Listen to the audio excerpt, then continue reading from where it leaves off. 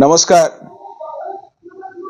महाराष्ट्राच्या सांस्कृतिक राजधानीमध्ये म्हणजेच पुणे येथे भारतीय जनता पार्टीचं राज्यव्यापी अधिवेशन काल संपन्न झालं.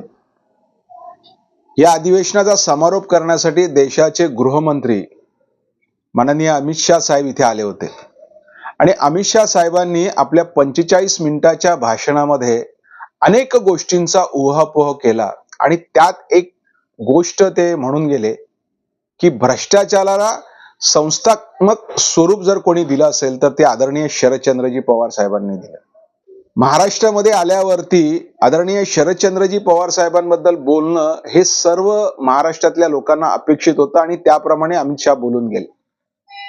मला एक गोष्ट इथे आवर्जून सांगावीशी वाटते. जर महाराष्ट्रामध्ये आदरणीय पवार साहेबांनी जर भ्रष्टाचार केला असता तर आज महाराष्ट्र ज्या सर्व क्षेत्रामध्ये अग्रेसर प्रगती करतोय ती प्रगतीच झाली नसती. एक उदाहरण द्यायचं म्हटलं तर ज्या ठिकाणी राज्यव्यापी अधिवेशन झालं ते बालेवाडीचं क्रीडांगण कोणी बांधलं? ते आदरणीय शरदचंद्रजी पवार साहेबांनी बांधलं. पुणे येथे हिंजवाडी सारख्या विभागामध्ये जे IT पार्क निर्माण केलं आणि त्या IT पार्कामध्ये सर्वसामान्य तरुण लखपती करोडपती झाला, हे कोणाच्या माध्यमातून झालं? ते आदरणीय शरदचंद्रजी पवार साहेबांच्या माध्यमातून झालं. आणि एक विशेषतः मला फार आवर्जून उल्लेख करावासा वाटतो की अमित शहानी हा जो आरोप केला आहे तो आरोप महायुतीमध्ये सहभागी झालेल्या अजित पवारांना मान्य आहे का?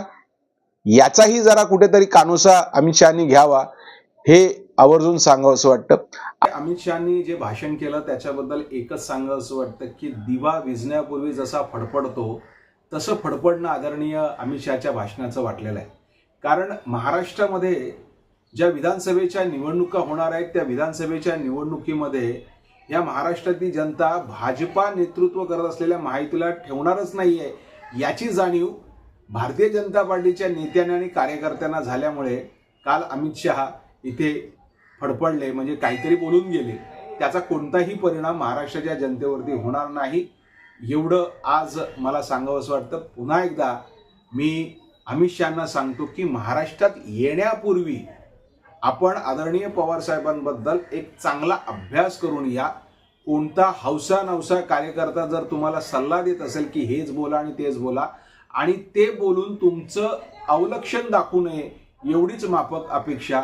आता आपण भेटणारच आहोत विधानसभेच्या निवडणुकीमध्ये.